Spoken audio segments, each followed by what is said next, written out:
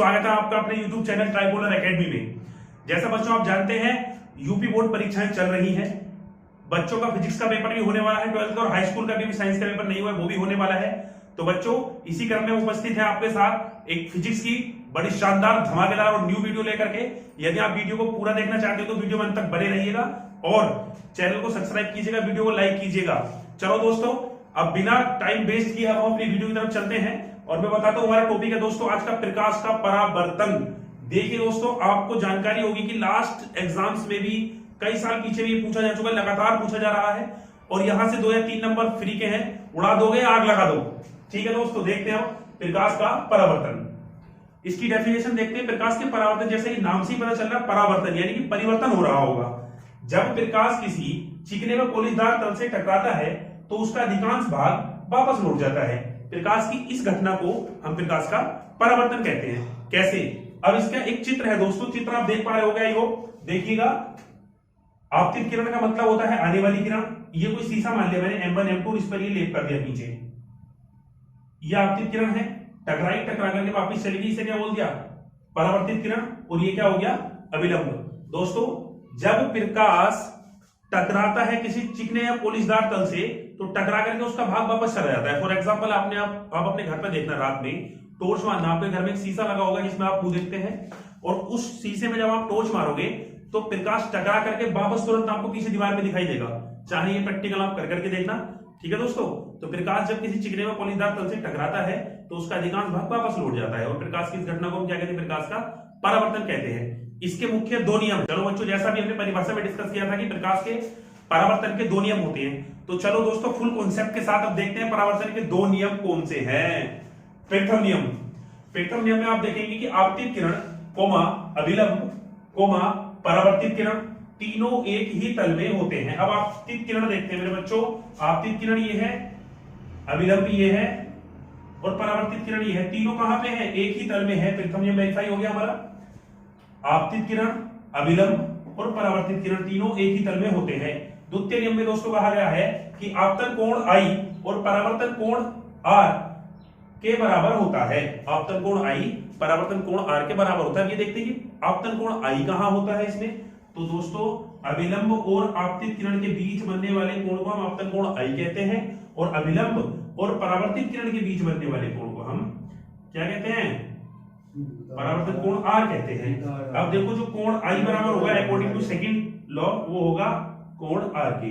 बच्चों I hope कि ये टॉपिक आपको समझ में आया होगा और अब अभी इसी वीडियो में हम डिस्कस करने वाले हैं नेक्स्ट प्रकाश का अपवर्तन। चलो बच्चों, अब हमने प्रकाश का परावर्तन डिस्कस कर लिया है, आई होप वो आपको समझ में भी आया होगा। अब हम मूव करते हैं, अब हम आगे बढ़ते हैं प्रकाश के अपवर्तन की तरफ। अब हम इसकी डेफिनेशन देखते हैं। प्रकाश का अपवर्तन, जब प्रकाश किसी एक माध्यम से दूसरे माध्यम में प्रवेश करता है तो वह अपने मार्ग से विचलित हो जाता है।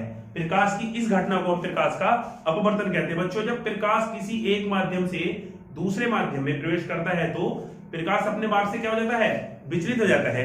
प्रकाश की इस घटना को हम प्रकाश का अपवर्तन कहते हैं। फॉर एग्जाम्पल, अगर आपको अपने घर में एक्सपेरिमेंट करना हो तो एक्सपेरिमेंट के लिए आप एक गिलास ले लीजिएगा। गिलास को कम से कम पूरा या थोड़ा उससे कम 1-2 इंच नीचे तक भर लीजिएगा पानी से और एक कच्ची पेंसिल लीजिएगा। आप उस गिलास में कच्ची पेंसिल को डुबोइएगा। अब आप देख पाओगे कि आपको पेन टेढ़ा दिखाई देगा।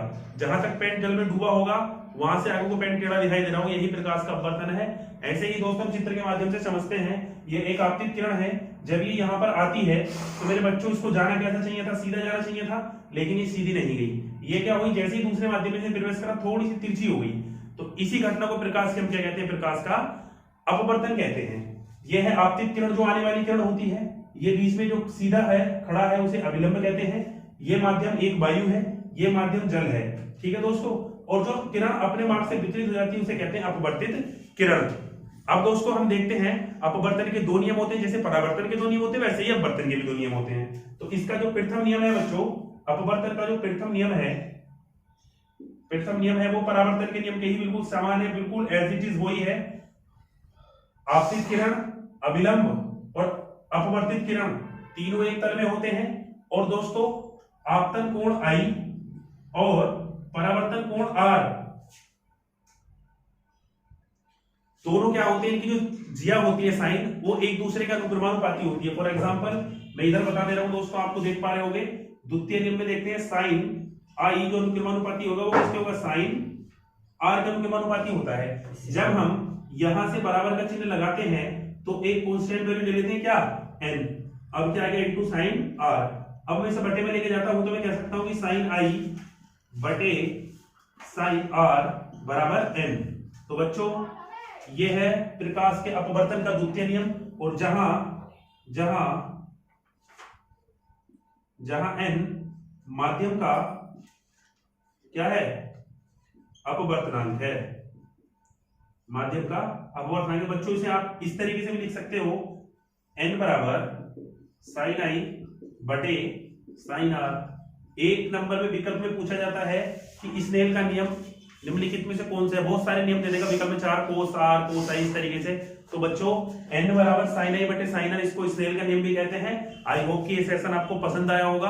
और बच्चों मेरी आपसे रिक्वेस्ट है, अगर आप इस चैनल पे नए हैं तो वीडियो को लाइक कीजिएगा, चैनल को सब्सक्राइब कीजिएगा, और जितना हो सके ज्यादा से ज्यादा अपने मित्रों में, अपने नाते रिश्तेदारों में वीडियो को शेयर कीजिएगा। धन्यवाद।